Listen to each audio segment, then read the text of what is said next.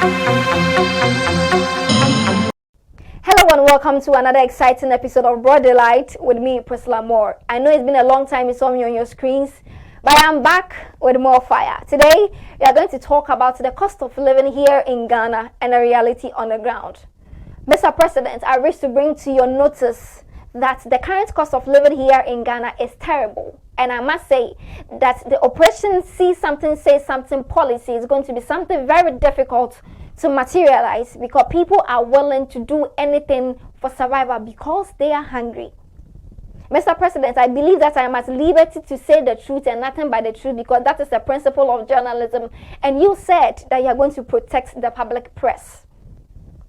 Mr. President, I want to reveal to you the current situation on the ground, starting with fuel.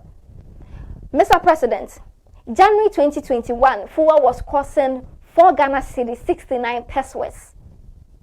Now, we are in July 2022, and fuel is now costing 13 cedis 91 pesos. Where are we going, Mr. President? My manager Tapke Enterprise, media share. And how can I it's like prices share from last year January. Last year January they top fuel was a 4 cedis 65 pesos. Yeah, 4 cedis 65 pesos. You know, from January be do my friend say a year and a half now. No? The way I feel now increasing almost every month. From last year January, there are now prices no change. My friend say a year, a month, a month. But from January, ebay. Send prices in the corner. I'm a business in Sono, Aquafom, just because so many people have parked their cars just because of fuel. How can a salary worker who earns 500 Ghana cedis pay for rent or even save money when we are saving all our monies for landlords and also using parts of the monies as for transportation? How, Mr. President? This also brings me to another thing that troubles my mind: cement. Mr. President, do you know that cement that used to cost 30 cedis in 2021 is now costing from ranges now in 2021, Mr. President? Cement is now ranging from 45 cedis to 47 cedis.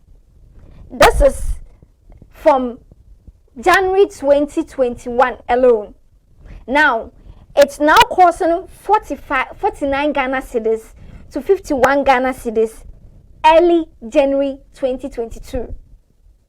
Mr. President, as I'm talking to you now, today is 7th of July 2022, and then cement is now costing 60 to 63 Ghana cedis per bag. Because almost to cement in the first one, Chinese one too. So, almost to cement. But then that's a more too. Yeah, there was a protective mode. And when you have to boom. Now, others are foreign. The abandoned of the most was all in nice for. Not just what I buy. I won't be surprised when cement runs to 100 Ghana cedis. But what I want to remind you now is that what happened to affordable housing? How will the youth of this country be able to build for themselves? Are we retrogressing as individuals and as a nation? Mr. President, what happened to Saglame project?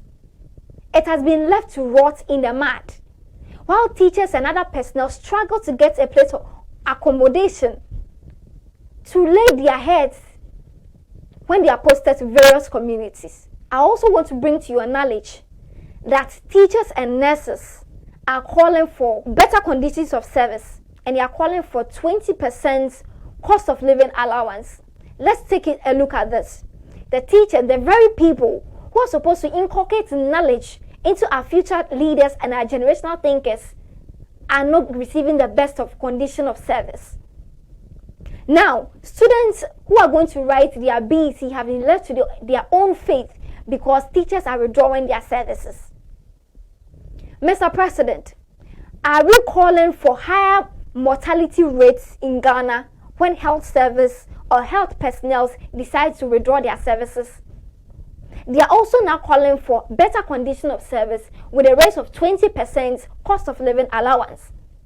Mr. President, I want to remind you that in 2014, the government of the day faced a similar challenge like we are facing now, going to the IMF, and they were able to raise the cost of living allowance of public sector workers by 10%. Now, the same people are calling for cost of living allowance to be raised to 20% because of what I have described as high cost of living and a reality on the ground, and they deserve it, Mr. President. Now, another thing that baffles my mind, Mr. President, and I believe so many people are afraid to talk about, is the issue of school feeding program.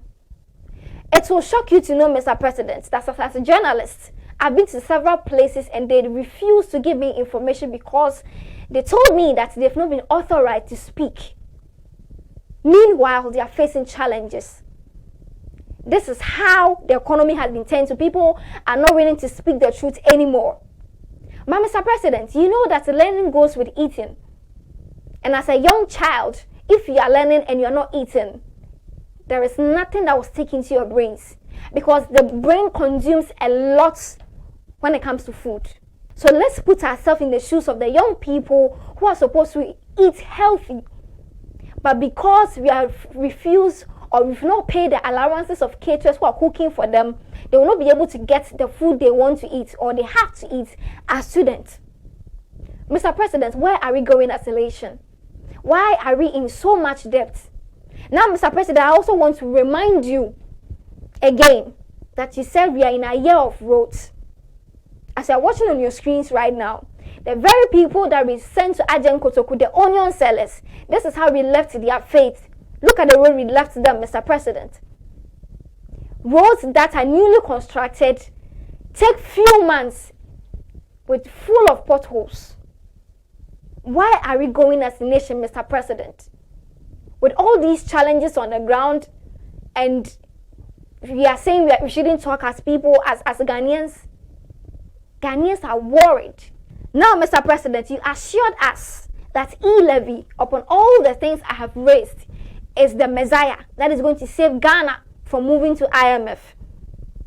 You put it to Ghanaians and explain it through your leadership that e-levy is the only thing that will save Ghana from the current woes we find ourselves, and that you're not going to IMF today or tomorrow. Mr. Speaker, the e-levy is also going to help with the fiscal consolidation effort and reduce the debt levels of our country.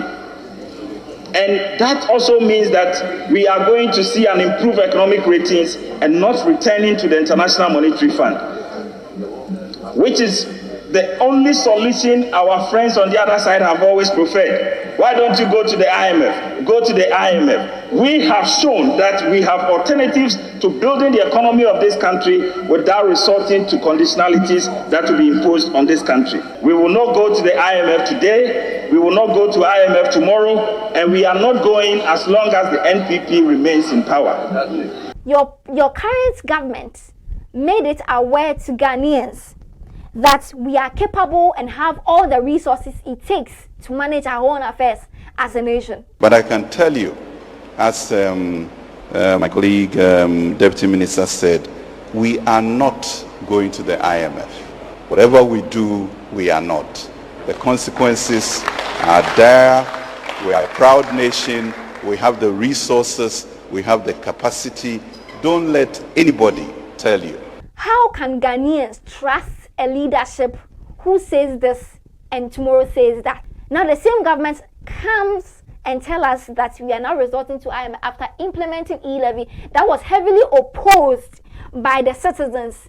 But the government of the day used their authority, used and tilted the balance of power in their favor, though the citizens that voted them into power were not in agreement with this particular policy. Now the citizens are saying that now that e-levy claims that it's not generating the revenue government was expecting, citizens are saying, now that you are resorting to IMF, pull down e-levy.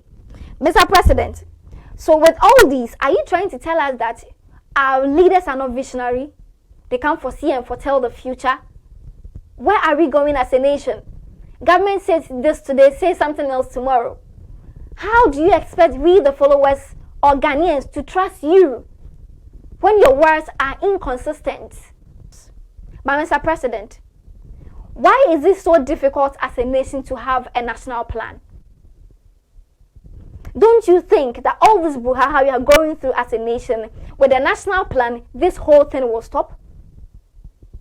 Don't you think that when we have a national plan as a nation, it will make every political party or every leader who comes into power accountable to people or the citizens and electorate? Don't you think so that we will not have ghost projects and be cutting unnecessary swords when we have a national plan? Mr. President, why can't we sit and have a big plan, a 50-year plan or even a 10-year plan, so that any government who comes to power will follow that particular plan? Why should any government come into power, cut swords and do nothing, ghost projects all over? Why should any government come into power and then start a project and then overthrown and a new government come and decide not to continue? Why are we doing this? Isn't it Ghana that we are building? Are we building political parties? We are building political parties. So I believe you are building Ghana. You are building a future for the next generation. But with this current attitude of ours, with no plan as a nation, and this one starts a project and this one doesn't continue, I don't know where we are going with this, forgetting that you are building a nation called Ghana. Mr. President, it is high time we have a national plan as a nation, so that it will cause all of us to be accountable, Mr. President. Now that we are resorting to IMF, Mr. President, Ghanaians want to know which of the policies we are sending to the negotiation table. Is it free SHS? Is it Agenda 111? Is it affordable housing? Is it planting for food and jobs? Or 1D, 1F? One district, one factory, one village, one dam? Which one are we taking to the negotiation table, Mr. President? Because I vividly recall in 2015 that when we involved the IMF in 2015, when they came, they were able to clean up payroll. In fact, they did a payroll cleanup. I'm reminding you, Mr. President, what they did and what they are capable of doing. Payroll cleanup. They did payroll cleanup. And they brought the wage bill to revenue ratio down from 53% to 35%. Mr. President, I'm reminding you. They also froze all public sector employment. Yes, in 2015. Mr. President, the question I'm asking is, what will happen this time? This happened in 2015, going to the IMF. Now we are in 2022, we are resorting to the IMF again. What conditionalities are we putting out there? What are we taking there? Now teachers are saying that they can't afford to be taken by surprise. They have a whole lot of concerns. The policy between you and the teacher, they said they don't want any breaches going to the IMF. They don't want any breaches going to the IMF. Mr. President, now the youth of the nation are fed up. They are fed up and angry and hungry at the same time. Mr. President, and I believe that the current Arise Ghana demonstration that took place is a nice testament to what I'm saying. Where protesters were throwing stones at policemen and policemen throwing or firing tear gas, should tell you the tension in the nation is really huge, Mr. President. Now, finally, Mr. President, the former president of the Republic of Ghana, John Dramani Mahama, has made a serious allegation against you. Nipa oye finance minister na or share economy no so. He has an interest in the borrowing because the company Data Bank and a year broker for Bosia Ghana Bejibia onya commission also. It is our Minister of Finance, or your president, Ebusueni, or your cousin, or one a company, Bosia Ghana Bebobia, the company Ninyabi, I just say about on one bottom. Say, Bosiani de Obekoso Bosa every time, no noble.